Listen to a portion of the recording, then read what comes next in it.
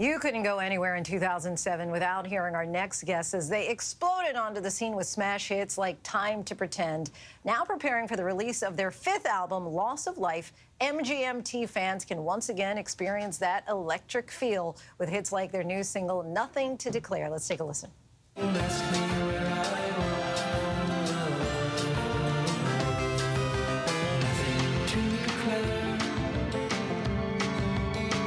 Joining us now are members of MGMT, Andrew Van Weingarten and Ben Goldwasser. Hey, guys, thank you so much for joining us tonight. It's nice to be here. Thanks for having us. So I imagine you're excited about Loss of Life. What can fans expect of this new album? It's a change up from our last album. It's supposed to be more hopeful and optimistic, and we want people to feel comforted by it. What is the inspiration behind, because typically you have musicians and they'll have like a genre and they just kind of stick with that. And you all tend to have a lot of variety and mixing up the sound. Who tends to drive that?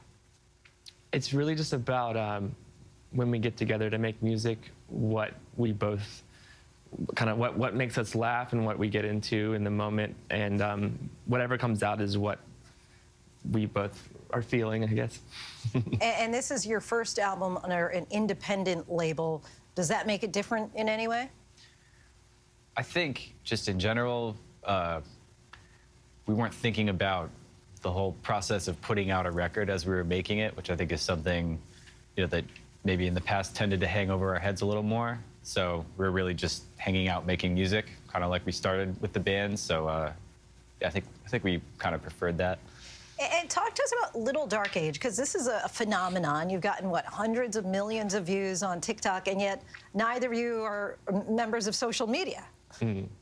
And so how does somebody tell you, hey, guys, go check, because I don't even know if you can check TikTok without having a membership. So is it just like word of mouth that you guys hear, wow, this is really phenomenal? It was definitely a surprise when it happened, but it was something that made us feel good as artists, that our music was connecting with so many people, and on a platform that we don't even use, and from an album that's sort of about being scared of technology. And why is that? Is it a fear of technology that keeps you all away from the TikToks of the world, for example? I don't think we grew up. We didn't grow up in a world where promoting yourself and kind of celebrating yourself in that way is like, I don't know. It wasn't like when we were growing up, like a selfie was like the most embarrassing thing you could do. How do you feel that you all have evolved with your sound from the beginning? I think we still retain sort of this lighthearted, kind of absurd humor element. But the music has changed, and we've explored lots of different genres. But one thing that's amazingly remained is our kind of creative connection and our close friendship. Does it still keep you just as excited coming up with a new album now? Because when you have your first one, I imagine that there's so much excitement behind that. But now it's like, it's our fifth album. Does it still get you going? Yeah, I mean, we live on opposite coasts now, and we don't really get to see each other all that much. So I think it's all, like, after so many years, we're still kind of surprised and amused by the fact that we can still do that, and like, we still have the spark.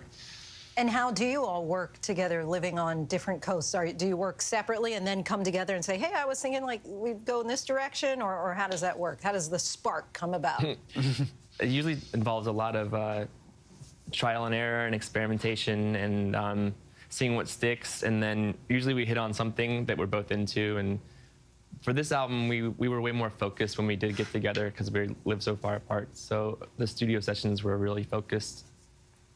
Andrew, Ben, we thank you so much for coming on and talking with us, and want to let our viewers know that Loss of Life will be available to stream February 23rd.